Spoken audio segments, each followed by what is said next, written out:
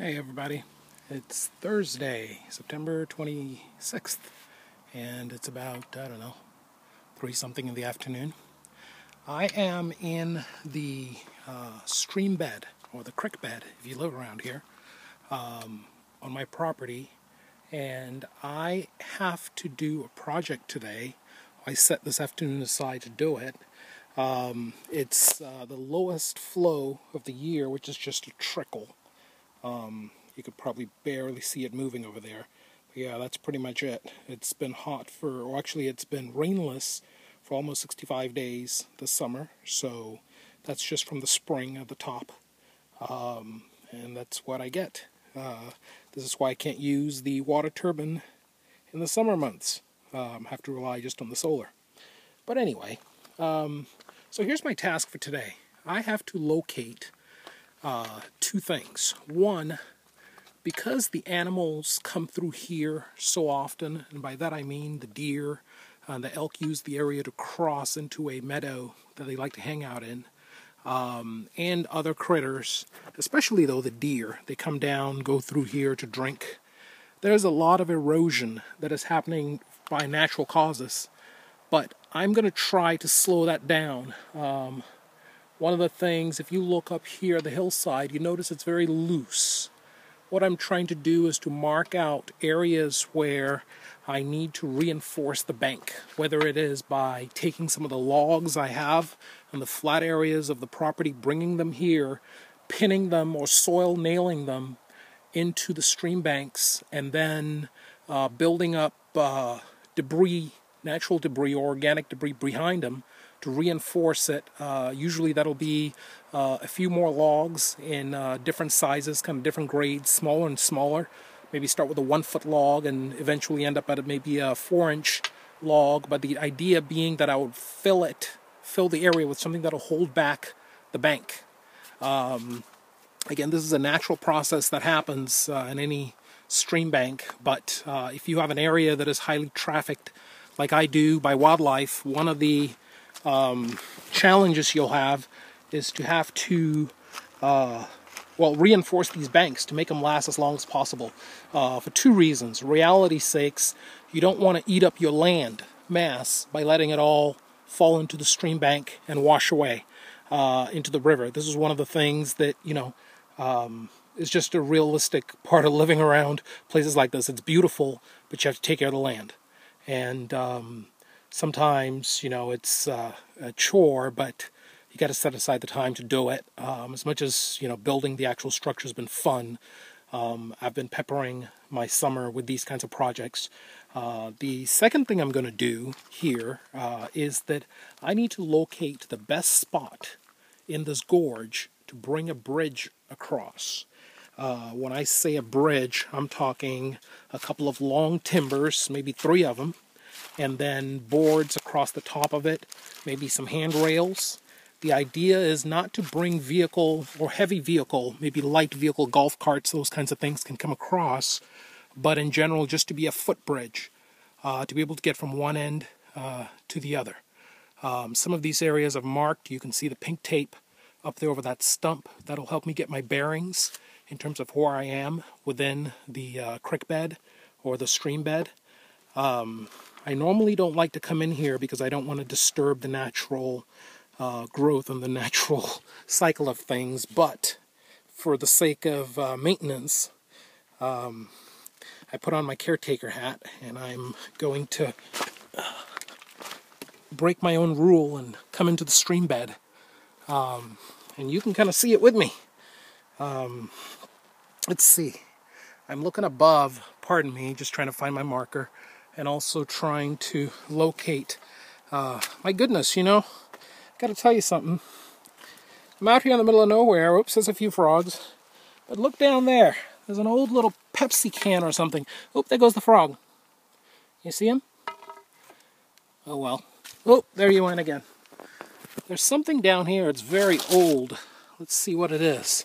Oh no, it's a Miller beer can, I think. Ugh. Let's see. Is it Miller or is it Pepsi? I can't tell. It's kind of old. Washed in here a long time ago. But this kind of stuff I also pick up when I'm in the stream bed. Who knows what's washed in here over the years and has become embedded.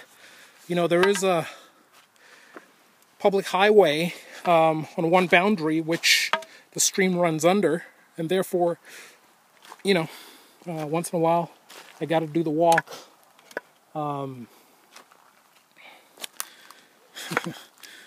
I had a thought about what exactly to call the walk I'm making, but I'll leave that alone. This is a family channel. Anyway, let's see.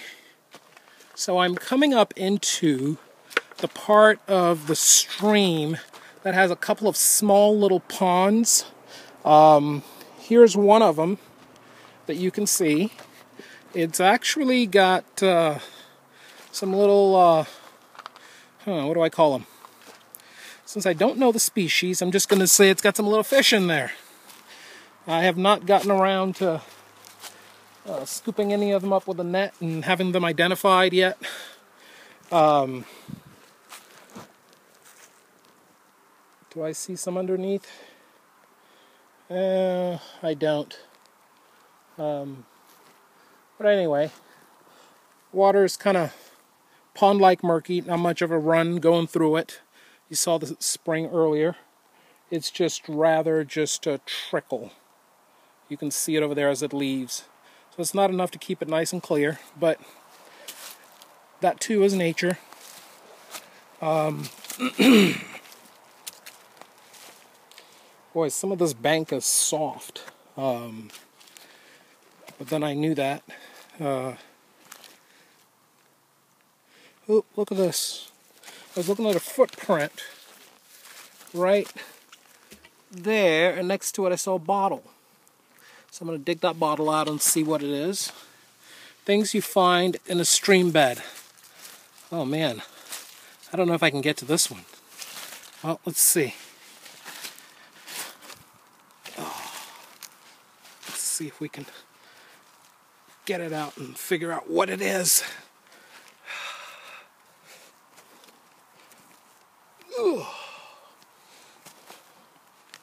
Oh. Let's try to... Oh, excuse me, guys. I had to...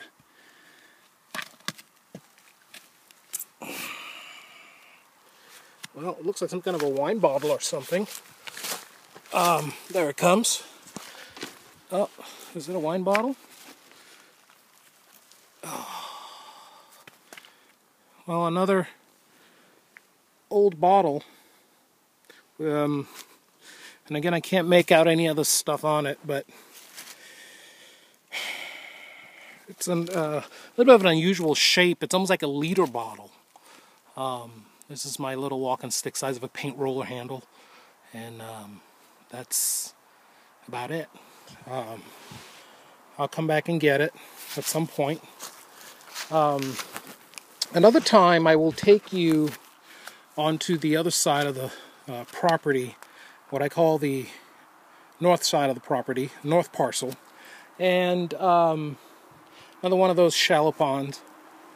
I will show you an area of the property where a whole lot of debris collected from the last flood. It was the part of the property that flooded during the 2007 Chehalis River floods, and I will show you what kind of debris was left back there. Oh, excuse me. I have one arm that aches and the other one that is in a dirty glove. I don't know which one to grab the iPad with. Alright, so there's... Oh, look at my little tree frog. Come on, buddy. I'm sorry I chased you away, but keep running. There it goes. Up the tree. Oh, come on, buddy. You can make it. There you go. Alright, so I entertained myself. Anyway, so this is one of those drinking holes that in the winter fills up with water, and you find the critters, the animals over here drinking. Why they like to come into these deep hollows to drink, I don't know, but I find them here.